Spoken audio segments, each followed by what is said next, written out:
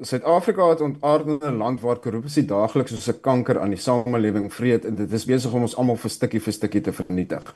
'n Mens lees amper daagliks in die media van die een of ander skandaal wat plaasgevind het. En die mees algemene en bekendste is sekerlik die geval van staatskaping waarby oud-president Zuma en die alombekende Gupta broers by betrek was.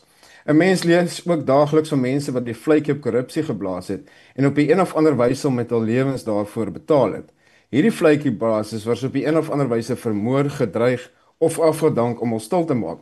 Ons dink veral aan mense soos Pamela Mabini, Ethel Williams, Babita Dekoren, Jimmy Mohlala, Martin Jongé, Cynthia Stimpel en dan waarskynlik die oudste saak in die land is die van Robert Smith wat in November 7, 1977 saam met sy vrou vermoor is.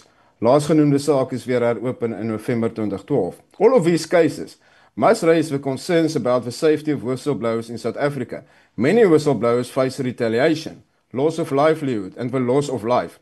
It's a fact that South Africa show a lack of legal security, financial and physiological assistance to whistleblowers when they have exposed corruption in government.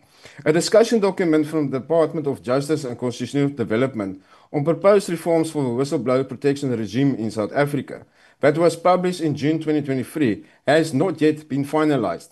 President Ramaphosa made a commitment to finalize the whistleblower protection framework and to introduce the Whistleblower Protections Bill in Parliament, and this commitment was made in the State of the Nation address on February of 2025.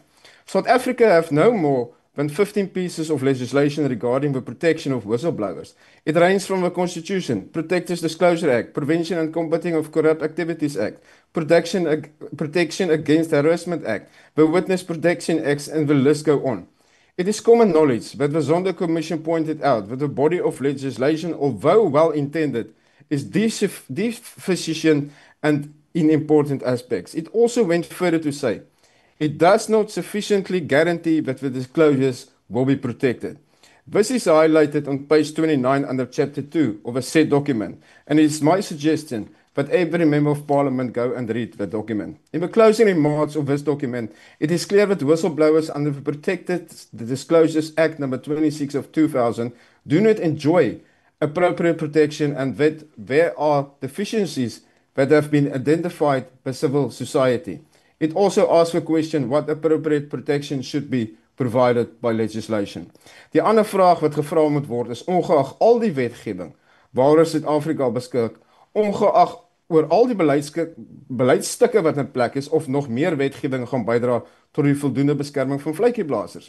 Beskik Suid-Afrika tans oor die nodige ervaring en kennis, die nodige intelligensie vermoë en die nodige mannekrag om die reeds bestaande wetgewing voldoende te polisieer? Het ons daarmee vermoë om toe te sien dat wetgewing nagekom word? Die antwoord is duidelik nee. Die onvoldoende beskerming van vletjieblassers het tans die gevolg dat die wat korrupsie waarneem en ervaar tans te bang is om daaroor te praat of dit aan te meld. Dus draai die meeste mense maar 'n blinde oog vir korrupsie, want hul lewens is meer werd as dit. To those who have suffered dearly because they stood up and blow the whistle, I want to thank you. South Africa thanks you, and you are modern day heroes. I thank you, House Chairperson.